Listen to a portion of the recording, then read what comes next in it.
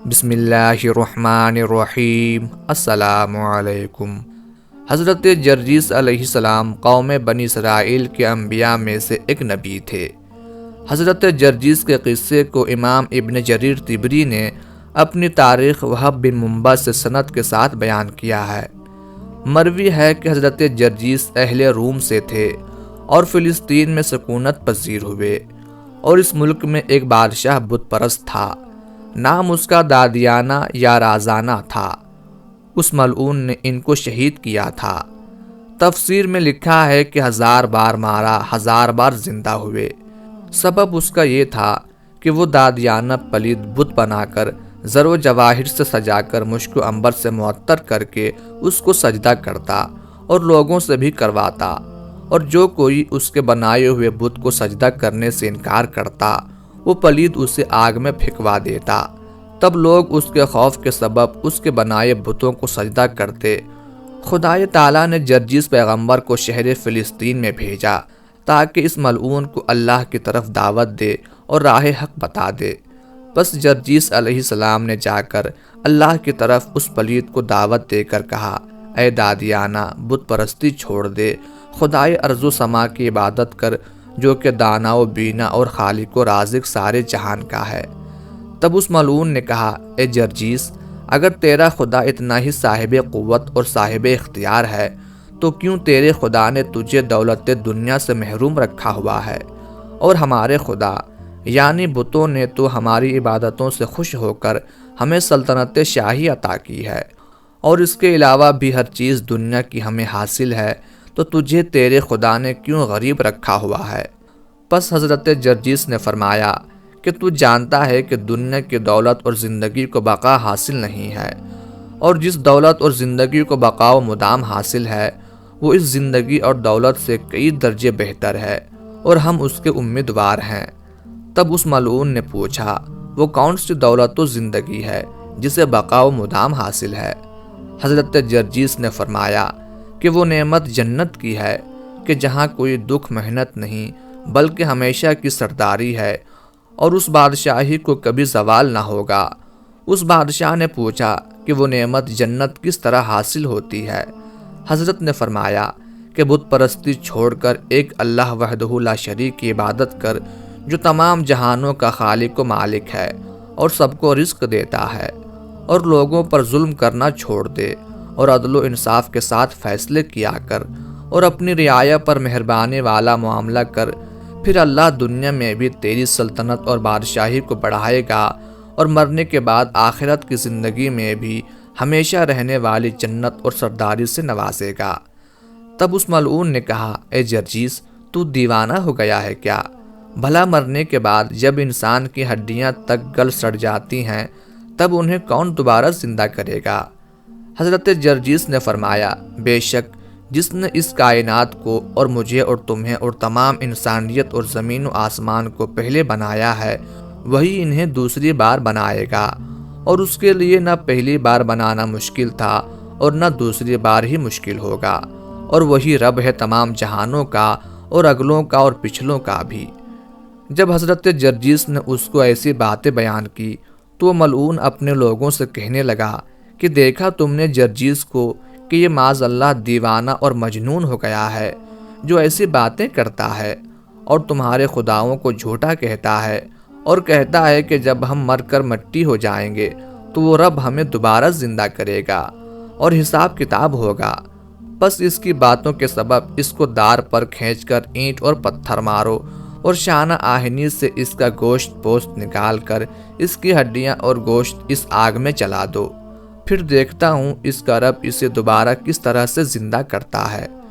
چنانچہ بموجب حکم بادشاہ کے ان کافروں نے ویسا ہی کیا، اور حضرت کو دار پر چڑھا کر اول اینٹیں اور پتھر مارے، اور بعد اس کے لوہے کے بنے اوزاروں وغیرہ سے آپ کے جسم سے ماس الگ کیا، اور پھر ہڈیوں اور اس ماس کو آگ میں ڈال دیا۔ تب دادیانہ ملعون نے پکار کر کہا، اے جرجیس، اب کہو اپنے رب کو کہ تمہیں دوبارہ زندہ کرے، اور اب بتاؤ کہ خدا سچا کس کا ہے؟ تب حضرت جرجیس نے آگ کے اندر سے پکار کر کہا، لا الہ الا اللہ، بے شک اللہ ہی معبود برحق ہے۔ تب بادشاہ بہت متعجب ہوا اور کہنے لگا، اے جرجیس، تو دوبارہ کیسے زندہ ہوا؟ حضرت نے فرمایا، مجھے اللہ نے دوبارہ زندہ کیا، اور جب تک وہ نہ چاہے تم مجھے ذرا نقصان نہیں دے سکتے، بس کلمہ پڑھ کر اللہ پر ایمان لے آؤ۔ تب اس ملعون نے اپنے لوگوں سے کہا کہ 6 سیخیں لوہے کی گرم کر کے لے آؤ، اور ایک سیخ جرجیس کے سر میں کھبو دو کہ بھیجا باہر نکل آئے، اور ایک سیخ سینے میں مارو، اور باقی 4 ہاتھ پاؤں میں زمین پر گرا کر کھبو دو، پھر دیکھتے ہیں کیسے زندہ کرتا ہے اس کو اس کا رب۔ چنانچہ ان کافروں نے ویسا ہی کیا، اور سمجھنے لگے کہ جان ان کی قبض ہوئی، اور اس طرح میدان میں سیخیں آپ کے جسم میں کھبی ہوئی چھوڑ کر گھروں کو چلے گئے۔ تب حکم ربی سے فرشتے آئے اور سیخیں تمام ان کے بدن سے نکال دیے، اور حضرت جرجیس کو پہلے کی سی حالت میں اٹھایا کہ ان کو سیخوں سے ذرا بھی نقصان نہ ہوا۔ چنانچہ دوسرے دن جب وہ لوگ بتوں کی پوجا میں لگے تھے، تب حضرت جرجیس پھر ان کے پاس پہنچے اور کہا، اے لوگو، اللہ کی عبادت کرو جو معبود حقیقی ہے، اور ان بتوں کی عبادت کرنا چھوڑ دو کہ یہ تمہارا کسی قسم کا نفع و نقصان نہیں کر سکتے۔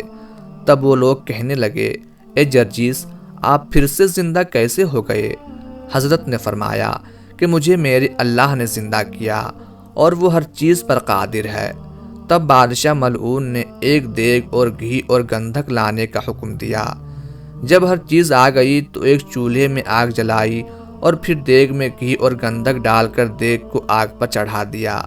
جب گھی اور گندھک دیگ میں جوش کھانے لگے تو ملعون نے اپنے لوگوں کو حکم دیا کہ جرجیس کے ہاتھ پاؤں باندھ کر اس دیگ میں ڈال دو۔ چنانچہ کافروں نے حکم کے مطابق کیا، لیکن جب حضرت جرجیس کو دیگ میں ڈالنے لگے تو اللہ کے حکم سے چولہے میں سے چشمہ ٹھنڈے پانی کا پھوٹ نکلا، اور اس کے سبب سے دیگ فوراً ٹھنڈی ہو گئی، اور حضرت جرجیس علیہ السلام کے بال کو بھی نقصان نہ پہنچا، اور خدا کے فضل سے صحیح سلامت دیگ سے نکل آئے۔ یہ حال دیکھ کر بادشاہ کہنے لگا، اے جرجیس، اتنے عذاب میں نے تجھے دیے، لیکن تجھ پر کسی کا کچھ اثر نہ ہوا۔ تب حضرت نے فرمایا کہ وہ اللہ کے جس نے آسمان کو بے ستون ٹکایا اور زمین کو پانی پر بچھایا، اس کے لیے مجھے تیرے ایسے عذابوں سے بچا لینا کون سا مشکل کام ہے، اور وہ رب العالمین ہے، اور وہی مجھے اپنے فضل و کرم کی نگاہ میں رکھے ہوئے ہے، اور تجھے ذلیل و خوار کر رہا ہے۔ اب بھی وقت ہے، کلمہ پڑھ کر ایمان لے آ اور بت پرستی چھوڑ دے۔ جب حضرت نے یہ باتیں کی تو ملعون ڈرا کہ مبادا خلق اس کی باتوں میں آ کر ایمان نہ لے آئے، اور میرا ملک اور بادشاہت نہ چھن جائے۔ پھر ملعون نے حضرت جرجیس کو زنجیروں میں باندھ کر 4 سلاخیں لوہے کی ان کے چاروں ہاتھ پاؤں میں گڑوائیں، اور ایک پتھر اتنا وزنی کہ 40 جوانوں نے اسے اٹھا کر حضرت جرجیس کے سینے پر رکھا، اور ان کو قید کر دیا گیا۔ جب رات ہوئی تو اللہ کی طرف سے بھیجے ہوئے فرشتے حضرت کے پاس آئے، اور اول ان کے جسم سے پتھر ہٹایا اور زنجیریں کھول دیں، اور سلاخوں سے ان کے ہاتھ پاؤں کو آزاد کیا، اور بعد اسے کہنے لگے کہ اللہ نے آپ کو سلام بھیجا ہے، اور فرمایا ہے کہ مزید 7 سال یہ مصیبتیں اور صعوبتیں آپ کو سہنی ہوگی، اور ان پر صابر و شاکر رہنا ہوگا، اور لوگوں کو حق کی طرف دعوت دیتے رہنا، اور پھر 7 سال کے بعد آپ شہید ہوں گے۔ اور اس کے بعد حضرت کو جنت سے لایا ہوا کھانا وغیرہ کھلایا اور لباس پہنایا، اور پھر وہاں سے چلے گئے۔ تب صبح کو حضرت جرجیس اٹھ کر دوبارہ بادشاہ کے پاس گئے اور دعوت حق دی۔ وہ دیکھ کر کہنے لگا، تم جرجیس ہو؟ حضرت نے فرمایا، ہاں میں ہوں۔ تب کہنے لگا کہ تم کو اس قید سے کس نے آزاد کیا؟ حضرت نے فرمایا، مجھے اللہ نے آزاد کیا جو خالق ارض و سماوات ہے، بس اس نے مجھ پر رحم کیا اور تیری دی ہوئی مصیبت سے چھٹکارا دلایا، اور پھر لوگوں کو حق کی دعوت دی۔ اس مدت میں کہ جو ظاہراً 7 سال تھی، حضرت جرجیس علیہ السلام کو مختلف آزمائشوں کا سامنا کرنا پڑا۔ کبھی آپ کے بدن کو ٹکڑے ٹکڑے کیا گیا، کبھی آپ کے بدن کو جلا کر خاکستر کر دیا گیا۔ ہر دفعہ آپ کی روح پرواز کر جاتی اور آپ اللہ کے حکم سے زندہ ہو جاتے۔ اس تمام مدت میں آپ پر ایمان لانے والوں کی تعداد 4000 تھی۔ بادشاہ کی بیوی جس کا نام اسکندرہ تھا وہ بھی حضرت جرجیس علیہ السلام پر ایمان لانے والوں میں سے تھی، اور بادشاہ نے ظلم کر کے حضرت جرجیس پر ایمان لانے والوں کو شکنجوں میں ڈال کر شہید کر دیا تھا، حتیٰ کہ اپنی بیوی اسکندرہ کو بھی شہید کر دیا۔